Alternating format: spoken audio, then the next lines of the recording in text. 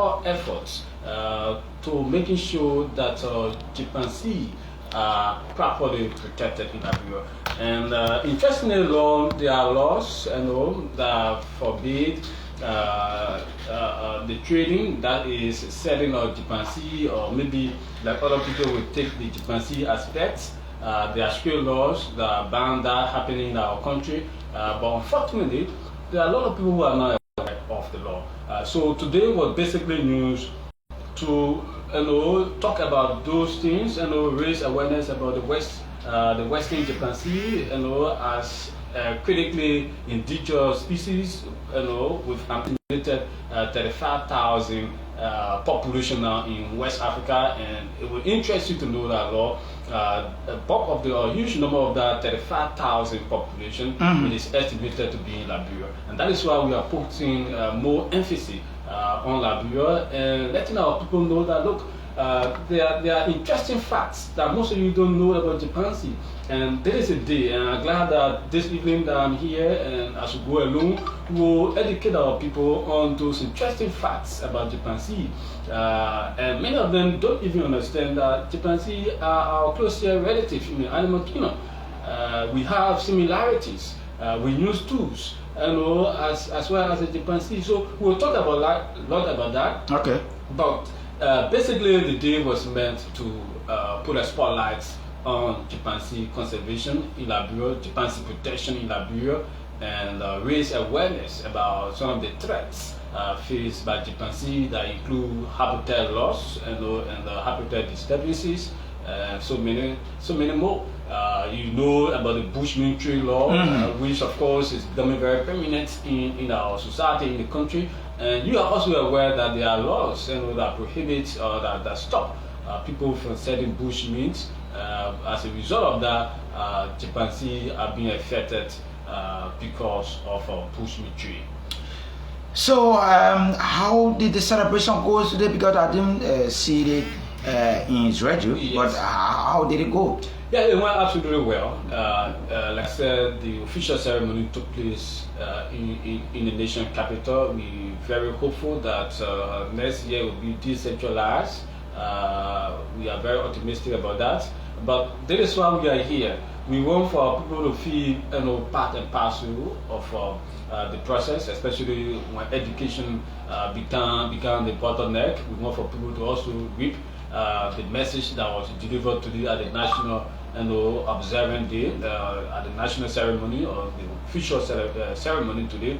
So that is why we are here, to basically talk about what needs to be done to make sure that chimpanzee and other wildlife are fully protected in the Southeastern region, specifically Grand Gedeh County, where we have a huge portion of our forest cover still intact. What can also be done to because they always the argument, yesterday we shouldn't kill the animals, but what we can all. So we also let the public know what exactly the FDA and our partners of the Wild Chimpanzee Foundation is involved with to substitute the bushmeat tree. I will also speak to that, and then also let you know that we are making frantic efforts when it comes to biodiversity conservation, protecting wildlife, and also protected areas in Liberia. We are basically into that, but as we basically looking at chimpanzee tonight, let me let you know that we actually have the population of chimpanzee here. Yeah, where I was just going, because you are always at the eco lodge of the Sapo National Forest, including the Grebo and Crown National Forest. Do we still have chimpanzee in those are of the forest in Grand Gedeh? Of course, we have an estimated 7,000 population of chimpanzee in Liberia. But of that 7,000 estimated population, research have proven that we have about 70 to 75% of the 70,000 estimated population in the Southeast. So that speaks to the fact that yes, we have chimpanzee in Grand Gedeh County in the Southeast in general. And what is required, like I just told you, there are few human endurance action which poses threats to chimpanzee chimpanzee population here. And I did mention to you the issue of the bush military, and then I also mentioned to you about habitat loss. You are aware of the unregulated farming, agricultural activity taking place in the county as a result of the reported pricing of Burkina bee here, and that is actually causing some disturbances of chimpanzee and habitat, and secondly, not just disturbances, but we are losing the habitat. And if that happens, it has a propensity to actually cause migration of the chimpanzee. They might likely move elsewhere, and if nothing is done to remedy the situation as the year passes on, we might not have the population of chimpanzee that we actually anticipate, and that would mean a very bad. It will be very bad for our future generation, who I think are also privileged or should be privileged to see chimpanzee. So yes, we have the population here. But especially around the Sapo National Forest, is there any step put into place so as to be able to prevent hunters, from killing chimpanzee? There are always, like I said, there are always steps. There are always procedures. You are aware, of course. We have the Act adopting the Act on Wildlife Conservation and Protected Area Management Law of Liberia. That law being placed in 2016. Whether it is effective is another point of discussion, but the laws are there. And you have heard about confiscation of a bushmeat in Liberia, in Grangida County. That is done to deter people who are engaged in bushmeat trade. Okay. And to answer your question, yes, there are steps in place. We have a regular patrol. We have our community eco guard teams that are working with community members and helping to raise awareness about these threats that wildlife is, and specifically chimpanzee, and how they can be remedied. Because there should be always a solution. There should be a solution. The solution is for us to minimize or stop. If we cannot stop, but is it possible that we minimize pushing? Is it possible that we stop hunting? Yes, I think it is possible, and that is why we are providing livelihood opportunity to people living around a protected area, where we basically work. For example, you were just talking about the Sapo National Park. Yes, I was there at the Eco Lodge. The Eco Lodge, I hope that you have time one day to visit. I hope so. Because it's an amazing area to be, and that is now an invention home for tourists coming to Liberia and wanting to visit the Sapo National Park. So it will interest you to know that that Eco Lodge is purely a community center. We have 100% of the people who work there coming from nearby communities around the Sapo National Park. And that is just intended to make sure that the community people feel part of what we are doing to help conserve our forests, and then the animals there too, with chimpanzee being the focus. That's good. But what's the significance of celebrating World Chimpanzee Day? Now, let me just provide you some basic information as to why we actually celebrate World Chimpanzee Day. So, World Chimpanzee Day was firstly celebrated in 2018, and like I said, the day is basically intended to raise awareness. It is intended to raise awareness about chimpanzee, and biodiversity in general. And like I said, about years ago, Dr. Jean Goodall, who firstly discovered chimpanzee in Tanzania at the Gubi Stream National Park, having done her research, and she realized that humans and chimpanzee had a bit of similarity. Okay. And it is from the backdrop that she advocated that a day be set aside specifically to raise awareness about chimpanzee conservation or chimpanzee protection.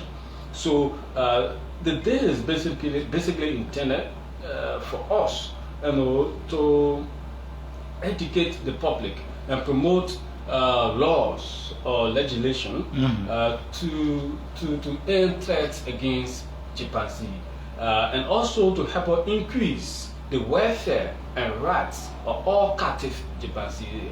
When we talk about captive chimpanzee, the chimpanzee that the hunter go in the bush and they kill the mother, take the child, bring the child to town, and have the chimpanzee in a home as pets. And chimpanzees shouldn't be pets. Chimpanzees are not pets. They shouldn't be kept in any home, and you have people there playing with it, considering it pets. It is not a pet. Chimpanzee belongs in a wild, and they should be kept in a wild. So for those chimpanzees that are being captured, we are also educating people about their welfare and for the rights to be restored. And so if you check in 2016, let me just let you know that in 2016, the IUCN uplisted their western chimpanzee to reflect and updated the list of critically endangered species. And that list now places chimpanzee as a critically endangered species that need urgent attention for its conservation or protection. So today you heard people talking about how we can join hands to make sure that chimpanzees are well protected, to make sure that laws that protect chimpanzees are fully enforced. Because whatever we do here, the law must take a course. People often say ignorance of the law excuses no man. Exactly. But sometimes we're being very sympathetic in the enforcement of the law, and we overlook.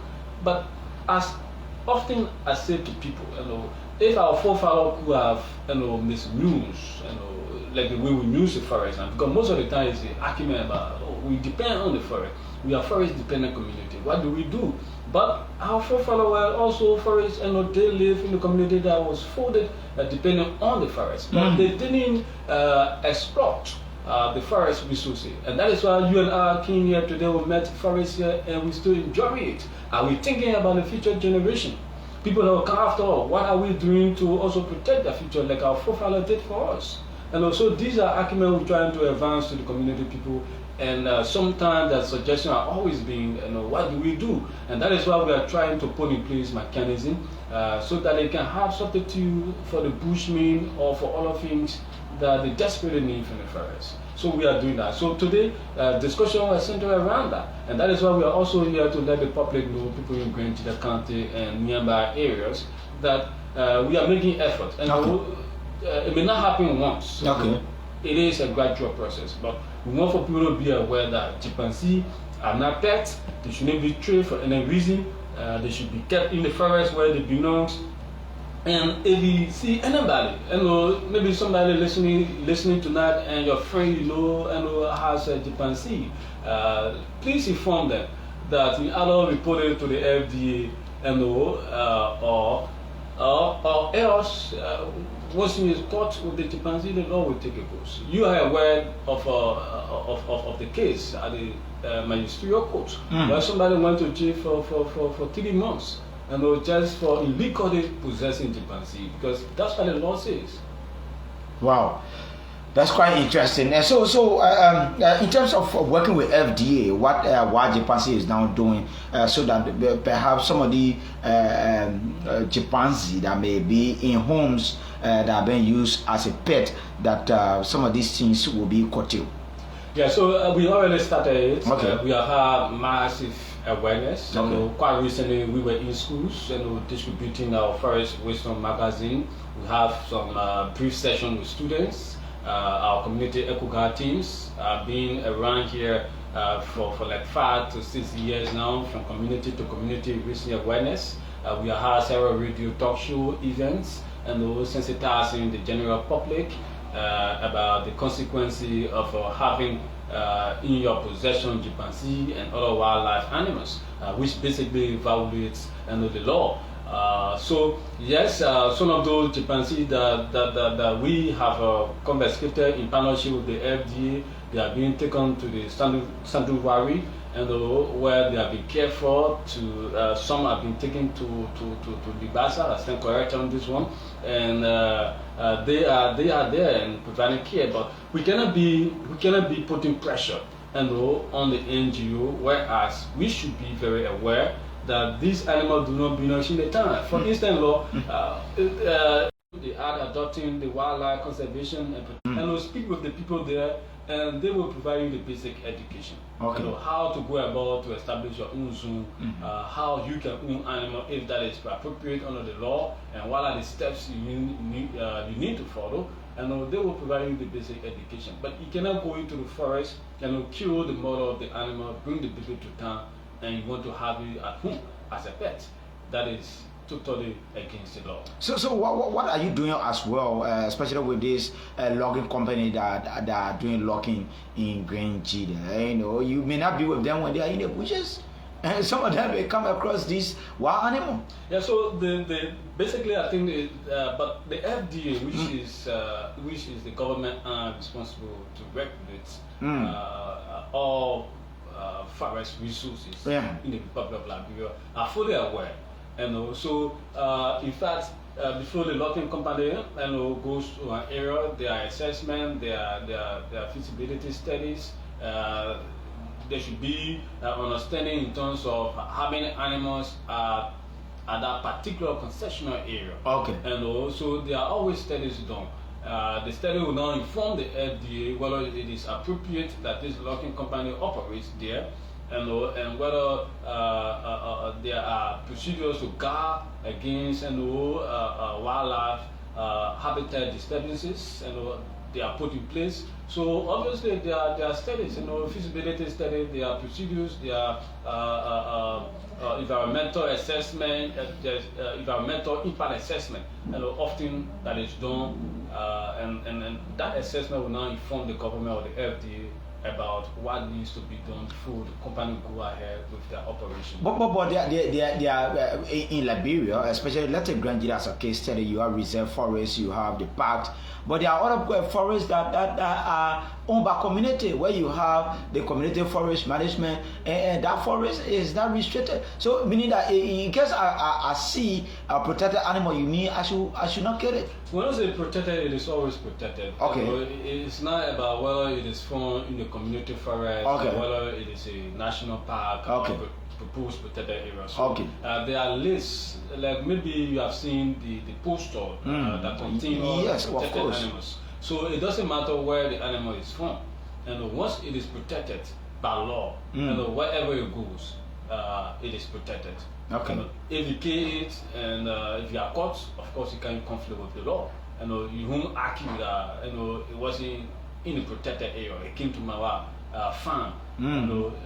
Because it's always the argument about human wildlife conflicts, where people make claims that people do their farms. You see the buffalo, you see the chimpanzee go there to eat the people farm. Yes. That's where the animals belong. So the fact of the matter is what do you mean there where they belong? That is the argument. Okay, what's the argument? For the sake of the argument, you agree with me, Law, that from the beginning of the creation here, Zwedju was basically a forest. And the animals were so generous to us that when we came here to settle in Zwedju, they flee Zwedju and went back.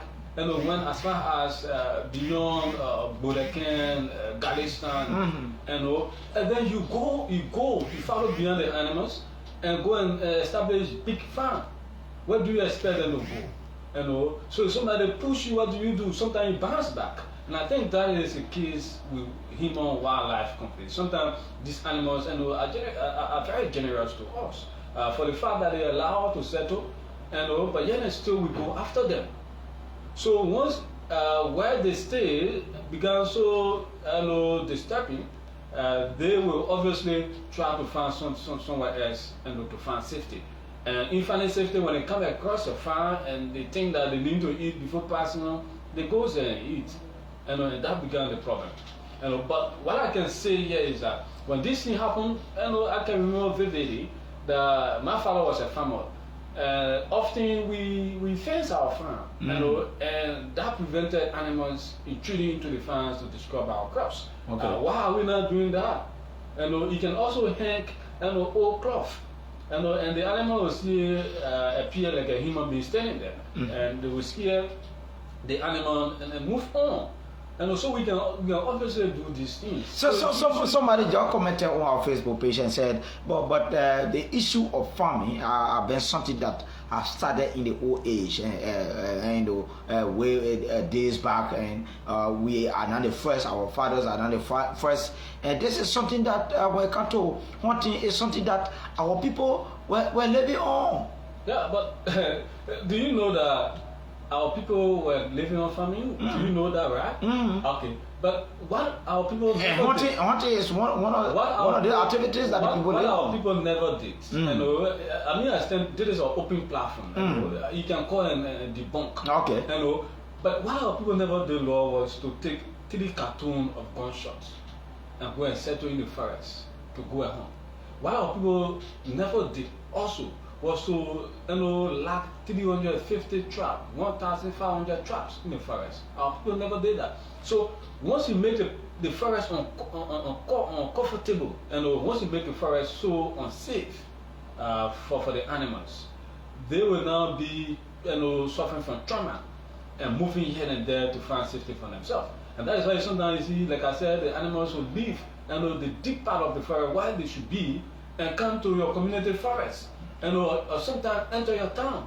Quite recently we reported in the Bazon district that elephant came to town. Do you know why it is happening there? Go to Bazon, you know the story. People are making large farms. Industrial farming is going on there. And that is actually causing disturbances for the animals' habitat. But Jacob, you may partly agree with me, not in totality, that during those days, people just for hunting, they migrate from one place to another, and so hunting. I don't think hunting should be something strange to us these days. It is very strange to us these days. Why you think so? Is it the population? Because it is alarming. Okay. People have gone to do commercial hunting, which you know very well. It was never the case during our fathers' days. It was never the case. Our fathers were never engaged into commercial hunting. That is clear. But today, somebody is telling me that they are living on hunting. It's hunting a career, law. So it baffles me to understand why would people proffer arguments our fathers depend on the hunting to pay our school fees. Then they were never engaged into commercial hunting. So how were they pay our school fees? They were never. They were surviving on subsisting farming. Okay. At the same time, subsisting hunting. So what's the significance of preserving animals? Now, I will give you a case study. Okay. Read about Kenya, read about Tanzania, read about Uganda, in terms of revenue generation. I'm trying to say this to you that about 30% of those country revenue generation comes from the tourism sector. And Liberia is endowed with abundant natural resources, including wildlife. And we have some beautiful tourist sites. You were just asking me about this Sapo Eco Lodge. And we have the potential as a country to attract tourists to our country. And when tourists come to our country, Lord, you know how our economy will boost. There will be an improvement into our country economy. Okay. And to answer your question, why should we conserve animals? Now, you are aware that years back people make fun, but do you sometimes ask yourself how these trees generate, how the forest regenerate? How it began a primary forest after years of farming on that very particular spot. Now, the animals help a lot. The animals help a lot to regenerate the forest by planting seeds. Okay. The animals also help a lot in terms of like we were just talking about the chimpanzee. Many of the medicine that people face here, that are helping you to kill sicknesses. Where do they try?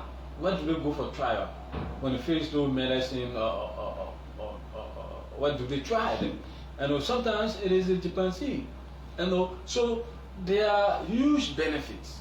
There are huge benefits that conserving or protecting the animals brings to Liberia, bring to the world, not just Liberia, and that is why we are actually pleading with our people to make sure that they understand the reason why these animals need to be protected.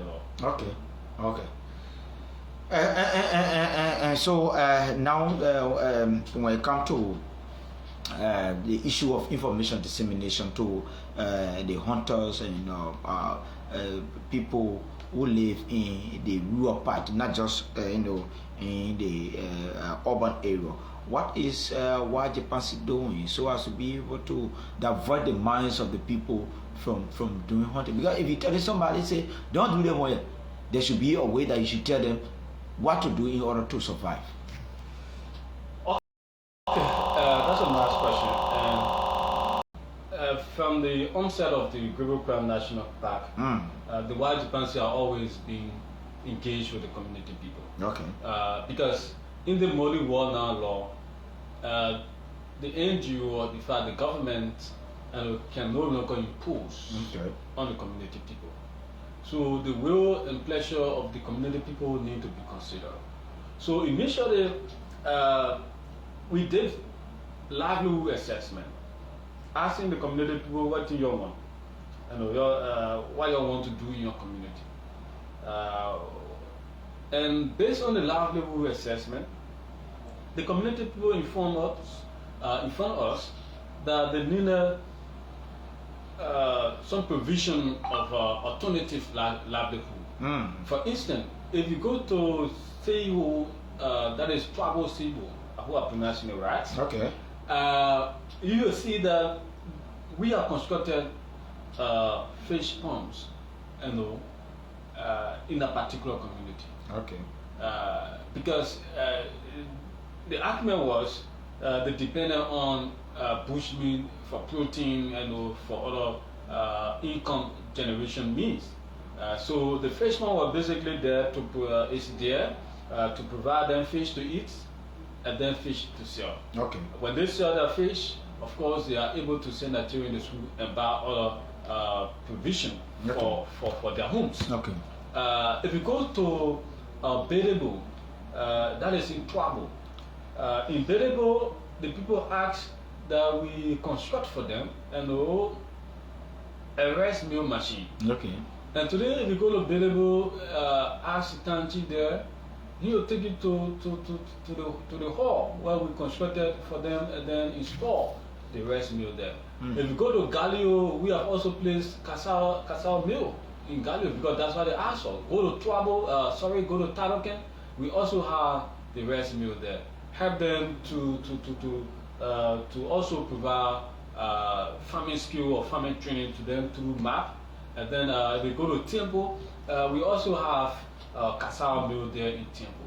If we go to Pierre Law, we also have fish pond in Pierre. Go to Droglo. Okay. Droglo, we also have fish pond there. So we have been able to engage the community people, and based on what they told us, we were able to do even not 100%, but we were able to do about 95% of what they told us. We have the community eco guard program running across the Grebo National Park, and that program is basically intended to provide empowerment for the young people, basically those of them who were hunters. And also today, yes, they are being integrated into the community eco guard program where they are earning something for themselves, and some of them are no longer engaged in hunting. Okay. And some of them clearly tell you, say, look, hunting is extremely difficult, and obviously it was because of the situation of the condition then that prompted me to engage into hunting. And also some of them are improving their lives. I visited one of my friends who is member of the community eco guard, and I'm actually amazed to see how his life has transformed, from being a hunter to being a conservationist. So you see, so we are making a greater impact around the global connection. So what are been the response from the community dwellers who have been taking the issue of hunting as their major priorities? That yes, indeed, you have come, to change their way of life. Well, Laura, I'll tell you this. Behavior change is not an event. Behavior change isn't just an event. Okay. It's a gradual process. Okay.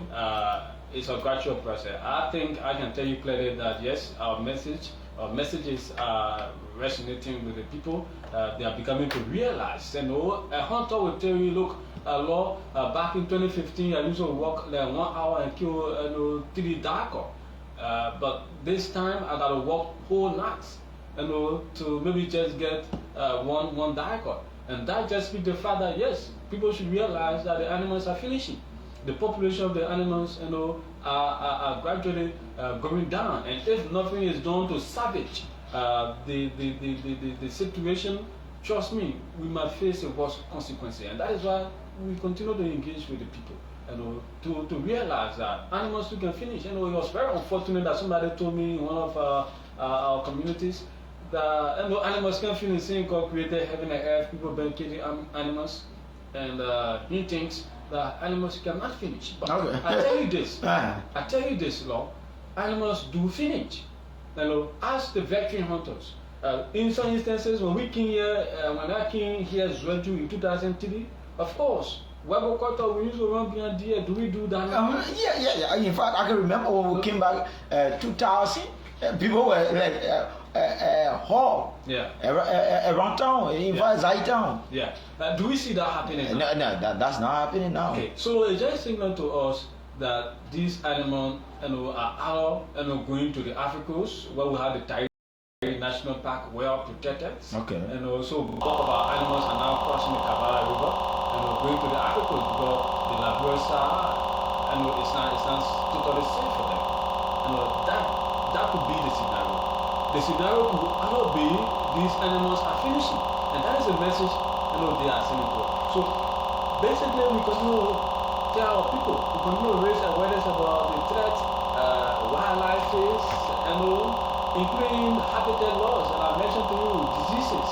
You heard about the Ebola, and people argue that when the medical people said, scientists said that Ebola came from bushmeat, there were arguments that they've been eating bushmeat from time to time. But you and I know very well that we human beings at times get sick, and sometimes these sicknesses that use us, we are being diagnosed of, are communicable diseases.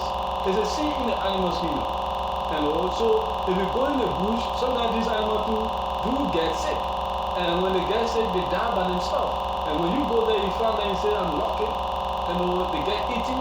And then the disease transfers from the human being, from the animals to the human being. It becomes a problem for us. Okay. So sometimes we are also raising the awareness on our own health, because there are zoonotic diseases that you and I might likely suffer from if we continue to eat bushmeat. Specifically chimpanzee. So people need to understand. And I think, yes, if we go to the Southeast Central market now, you agree with me that for the past 5 years, the population of the bushmeat on the market is now declining. Because the hunters are struggling to get the bushmeat to the markets. A lot of the market going to find it difficult to bring it to the market because, of course, passing to the checkpoint, you might be caught and your bushmeat might be confiscated. Once you get confiscated, you are arrested and your bushmeat destroyed. Who get lost? Your business money is gone, and then you have a fresh start. So I think people are becoming to understand. And once the population is realizing and getting the message very well, we are of the conviction that once again our animals population can increase. If we stop these things that continue to pose threat to their well-being. We want to take a break to take few of your calls. Perhaps you have any question to ask Jacob Tua. He is the communication officer for the World Chimpanzee Foundation. He is our guest, and today is World Chimpanzee Day celebration that is observed around the world in order to make sure that we preserve chimpanzee When they say Jipasi, it means bamboo. Let me just speak the simple English. And so Jacob 12 is our guest. You can now put your calls through. Let's see whether we can take few of your calls right here on Voice of Gedeh. My name is Law Fale. And the numbers I put it through are 0880-878382, 0880-878382, 0880-878382, or better still call 0775-151-308, 0775-151-308, 0775-151-308, or you can still call our WhatsApp on we say call us on our call us on the station number, not my personal number, please. Please call on the station number. So you can call on WhatsApp. Our WhatsApp number is +231 775 741090, +231 775 1090. Oh my goodness, I don't know what is happening. Man, you have to understand. We say call us on our station number, not my personal number, okay? Call us on our station number, not my personal number. Please call us on our station number, not my personal number, okay? And so you can now put your calls through 0880-878382, 0880-878382. Our WhatsApp number is +231 775 741090. The number is +231 775 741090, +231 775 741090 is our WhatsApp number. And perhaps if you are watching from wherever you are, so that you can be a part. We are talking about World Jipasi Day celebration that is celebrated around the globe, and today is being celebrated, and we have with us our studio guest, who is the communication officer for World Jipasi Foundation, good evening from, let me see, I'm Dominic Homobrek, watching you from Sino. Lauren Blitty is also watching. Usman S. Dakite say hi, I'm watching from LBS community. I always read you. Is okay. Put your calls through now. We're talking about the issue of the World Jipasi Day celebration. Let's take a break. Yeah.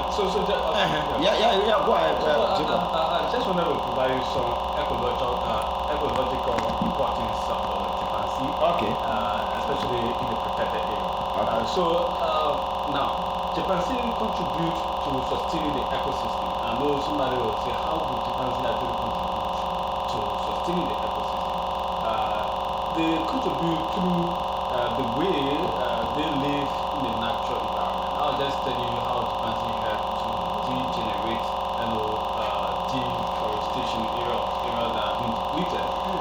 So yes, they help to regenerate by helping to replant trees as well lost, and they also help identify and collect medicine that are beneficial to human in the ecosystem. So you see, Jipasi can also help identify medicine that are beneficial to we human beings. Now, how can that be?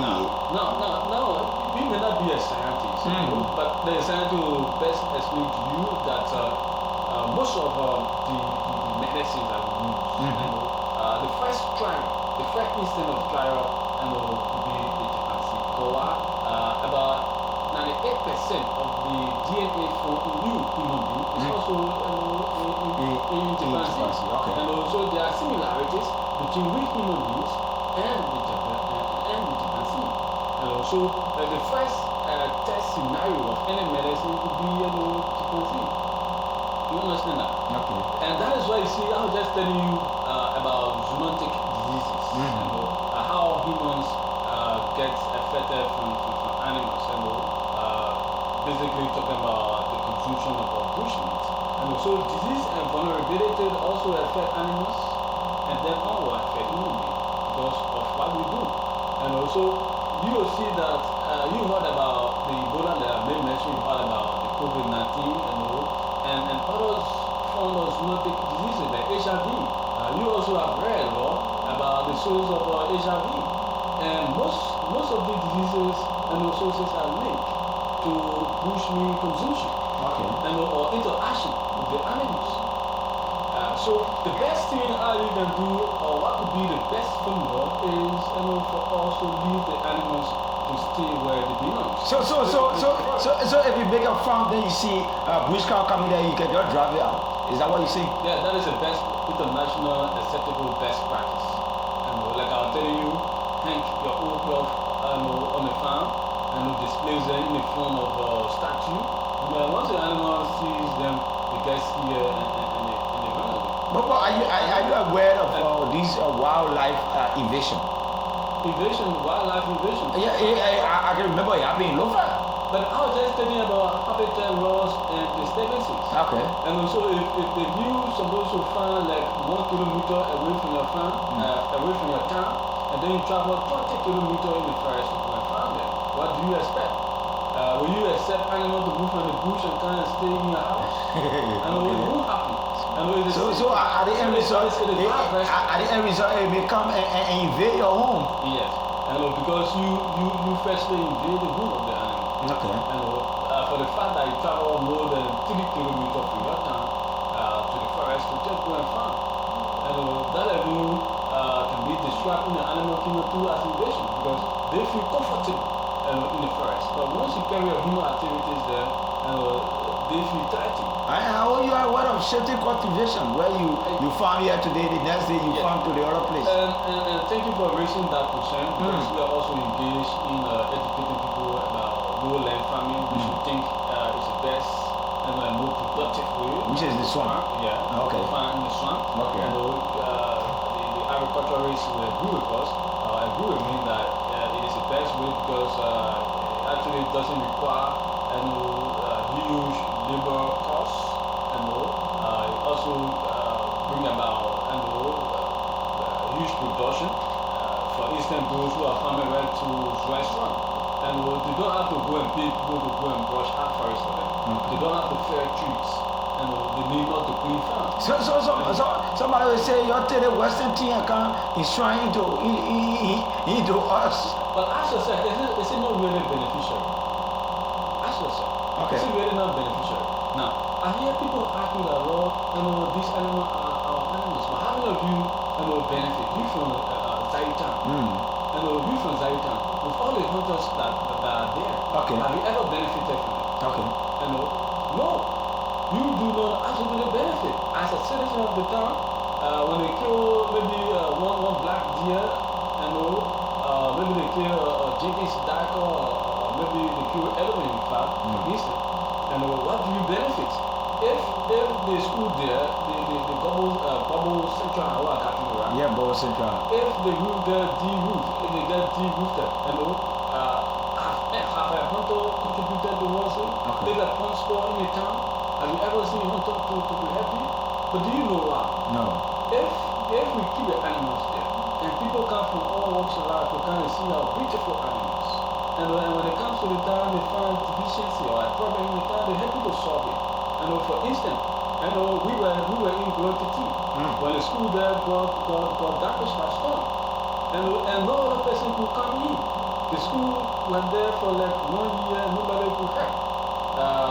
Students from Glontity and other nearby communities like Utown, they didn't have the opportunity to go to school no longer because they don't want to sit under the rain or sun and to learn.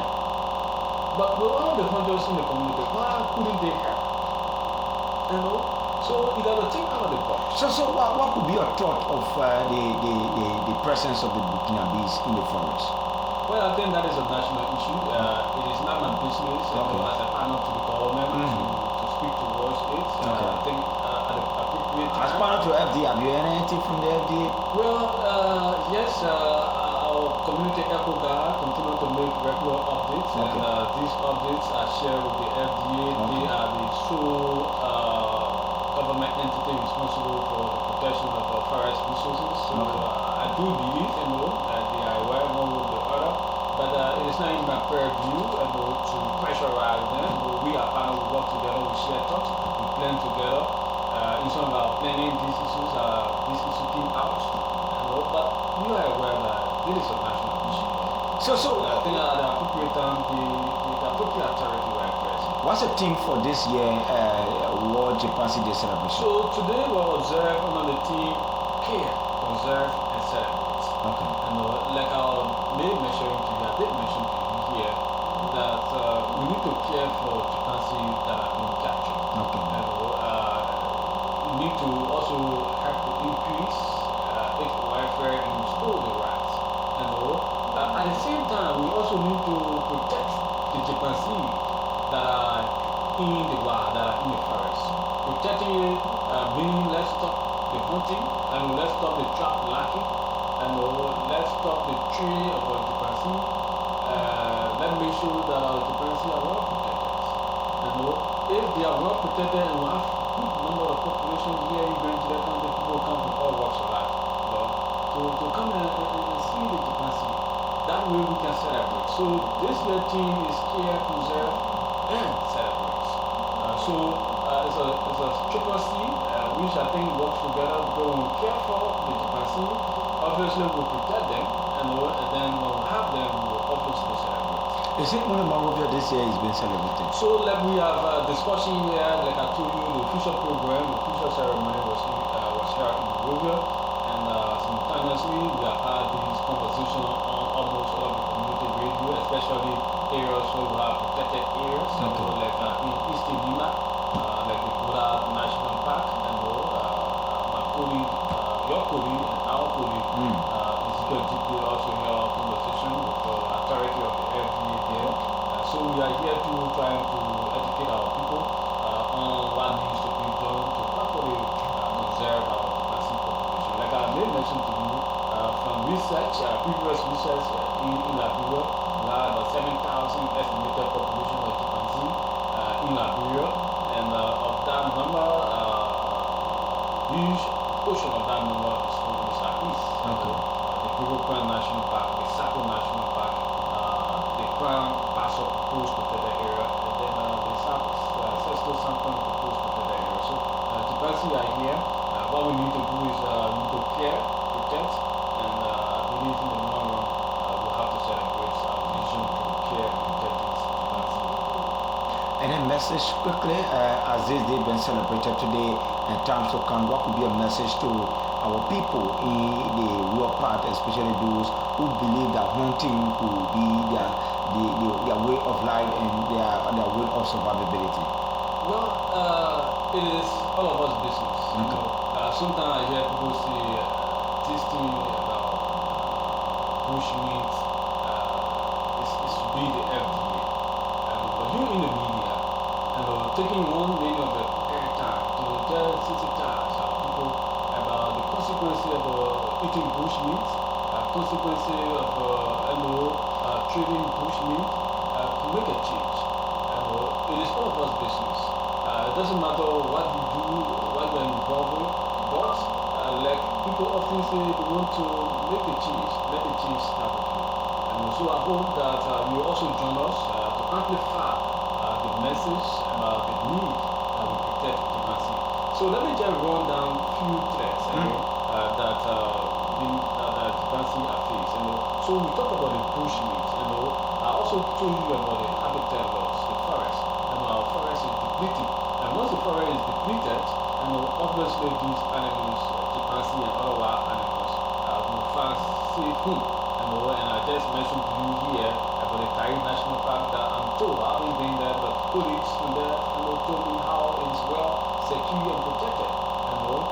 So if we are misusing or maybe doing things that pose a threat to our animals here, they may likely go to the Tairi National Park.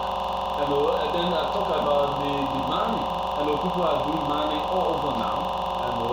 And of course, let's also try to recognize that chimpanzee are mostly threatened by what we do. You talk about the safety cultivation, which I think is a very huge problem, and talk about habitat loss. So I hope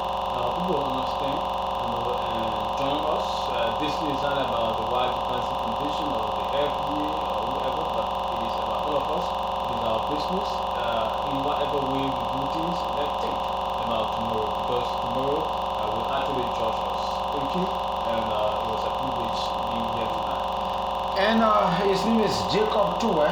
Jacob Toy is the communication officer for the Wild Jipansi Foundation. He has been my guest here on this broadcast, and of course, that's the time we have on this segment of our broadcast. And today we have been talking about conservation. Of course, today it was Jipansi Day celebration, and of course, it has been celebrated around the globe, and Liberia is a most obsession. And as he said, today have been celebrated in the nation's capital. And so, those counties that have reserve forests and parks, the radio talk show is being simultaneously being heard on various radio stations.